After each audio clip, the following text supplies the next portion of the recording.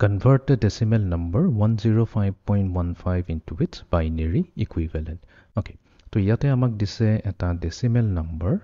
Decimal number হৈছে এনেকুৱা এটা number যাৰ base value হৈছে 10. So 105.15 ইয়াৰ base value যিহেতু 10 হৈছে ইয়াক আমি ব্ৰেকেটৰ ভিতৰত লিখিম আৰু ইয়াতে তলতে ব্ৰেকেটৰ তলত 10 লিখি দিম। তো এইটো 10টো ইন্ডিকেট কৰিব যে এইটো হৈছে এটা decimal number. এতিয়া এই decimal numberটোক আমি কি কৰিব লাগিব ইয়াৰ binary equivalentলৈ লৈ যাব লাগিব। তাৰমানে ইয়াক কি zeros and ones লিখিব লাগিব। আমি কি কৰিম এইটো zeros and ones ফৰ্মেটত লিখি পেলাই ব্ৰেকেটৰ ভিতৰত ৰাখি আৰু ব্ৰেকেটৰ তলতে 2 লিখি দিম। তো এই 2টো ইন্ডিকেট কৰিব ই হৈছে এটা binary number. Okay, এতিয়া আৰম্ভ কৰাৰ আগতে আমি এটা বস্তু ইয়াতে নোটিস কৰিব লাগিব যে আমাৰ এই যোনটো নাম্বাৰ দিছে 105.15 ইয়াতে কিন্তু দুটা পাৰ্ট আছে। তো ইয়াতে আছে এটা ইন্টিজাৰ পাৰ্ট, এইটো হৈছে আমাৰ ইন্টিজাৰ পাৰ্ট, আৰু আছে ইয়াতে এটা আমাৰ ইয়াৰ ফ্ৰেকশ্যনেল পাৰ্ট 0.15 যোনটো হ'ব সেইটো হৈ যাব ইয়াৰ ফ্ৰেকশ্যনেল পাৰ্ট। ঠিক আছে, তো আমি এনেকৈ চাম যে 105.15ক আমি এনেকৈ ল'ব পাৰোঁ 105 প্লাছ 0.15 এনেকৈ চাব পাৰোঁ। তো এই 105 এইটো যোনটো হৈছে এইটো হৈছে ইয়াৰ ইন্টিজাৰ পাৰ্ট আৰু 0.15টো হৈছে ফ্ৰেকশ্যনেল পাৰ্ট। তো আমি দুইটাৰে বাইনেৰী কনভাৰ্জনটো ছেপাৰেটলি কৰিব লাগিব আৰু দুইটাৰে টেকনিক অলপ ডিফাৰেণ্ট হয়। তো 105ক প্ৰথমতে আমি কৰি লওঁ, 105টো একেবাৰে চিম্পল হয়। আমি কি কৰিম আমি ৰিপিটেড ডিভিজন কৰিম। তো 105ক প্ৰথমতে আমি কি কৰিম 2ৰে ডিভাইড কৰিম। চ' আমি জানো 2 5 10, 2 2 4, তো তেনেহ'লে আমাৰ ৰিমাইণ্ডাৰ থাকি যাব 1। তো আমিতো অলৰেডি বহুতখিনি প্ৰব্লেম কৰিয়ে থৈছোঁ। তো ইয়াৰ ৰিমাইণ্ডাৰ হৈ গ'ল 1। অ'কে, নেক্সট আমি কি কৰিম এই 52ক আকৌ 2ৰে ডিভাইড কৰিম। চ' 2 2 4, তো এইটো আহিব 7, তাৰমানে 2 times 27 হ'ব 57 650 26 হৈ যাব এইটো মিষ্টেক 26 এটা। চ' 2 times 26 হৈ যাব 52, যিহেতু 52 এটা ইভেন নাম্বাৰ হয় ৰিমাইণ্ডাৰ হ'ব আমাৰ 0। নেক্সট এগেইন 26 এটা ইভেন নাম্বাৰ হৈছে, তো 2 times 13 হ'ব 26, তাৰমানে এইবাৰো ৰিমাইণ্ডাৰ হ'ব 0। দেন 13ক 2ৰে ডিভাইড কৰিম। চ' 2 6 12, 2 6 12, ৰিমাইণ্ডাৰ ইয়াতে থাকিব 1। দেন 6ক আমি 2ৰে ডিভাইড কৰিম, 2 3 6, ৰিমাইণ্ডাৰ হ'ব আমাৰ 0। 3ক যদি আমি 2ৰে ডিভাইড কৰোঁ 2 1 2, তেনেহ'লে আমাৰ ৰিমাইণ্ডাৰ থাকিব 1। এণ্ড দেন ফাইনেলি আমি 1ক 2ৰে এগেইন ডিভাইড কৰিম, বাট 1 2তকৈ সৰু হৈছে, তো এইটো 0ৰে যাব। তো 2 0 0, ইয়াতে আমাৰ ৰিমাইণ্ডাৰ থাকিব 1। তো আমি যিহেতু 0 পাই গ'লো ইয়াতে ষ্টপ কৰিম। এতিয়া আমাৰ যোনটো প্ৰথমতে পাইছোঁ এইটো হৈ যাব আমাৰ লৱেষ্ট ছিগনিফিকেণ্ট বিট, আৰু যোনটো লাষ্টত পাইছোঁ 1 এইটো হৈ যাব আমাৰ মেক্সিমাম ছিগনিফিকেণ্ট বিট বা MSB।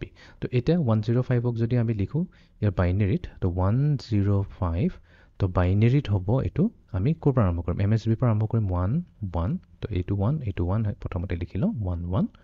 তাৰপিছত আমি ওপৰলৈ যাওঁ 0 1 0 0 1 0, আৰু এইফালে আছে 0 1 0 1। তো এইটো হৈছে 105ৰ বাইনেৰী ইকুইভেলেণ্ট। তো এটা কাম কৰোঁ ব্ৰেকেটত ৰাখি দিওঁ আৰু এইটো তলতে 2 লিখি দিওঁ। তো 105টো আমি পালোঁ, তো আমাৰ ইন্টিজাৰ পাৰ্টটো হৈ গ'ল।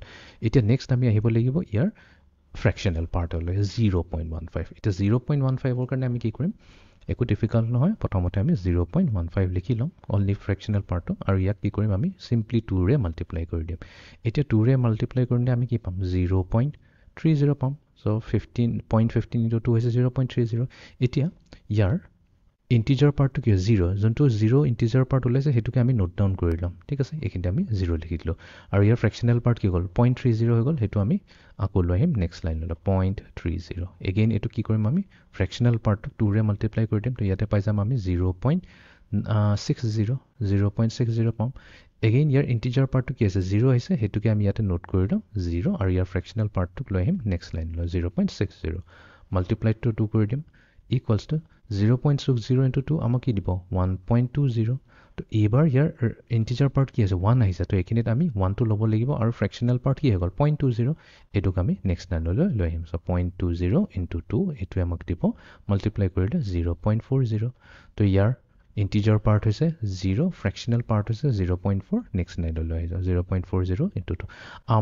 আমি চেষ্টা কৰিব লাগিব যেন আমাৰ 0.00 আহি যায়, ৰাইট। এইটো আহিছে 0.80। তো ইন্টিজাৰ পাৰ্ট হৈ গ'ল 0, ফ্ৰেকশ্যনেল পাৰ্ট 0 হোৱা নাই যিহেতু আমি আকৌ ইয়াক মাল্টিপ্লাই কৰিব লাগিব 0.80।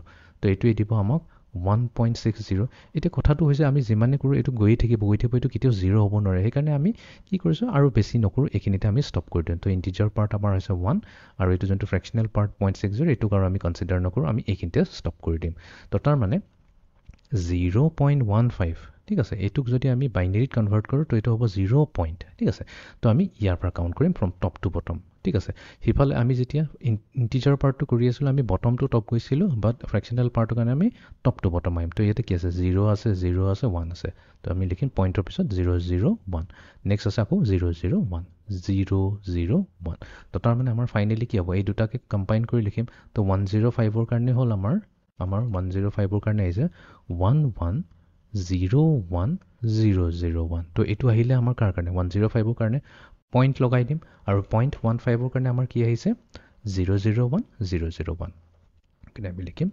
001 তো এইটোৱে হৈ যাব 105.15ৰ যোনটো এটা ডেচিমেল নাম্বাৰ হৈছে ইয়াৰ বাইনেৰী ইকুইভেলেণ্ট হৈছে 1101001.00100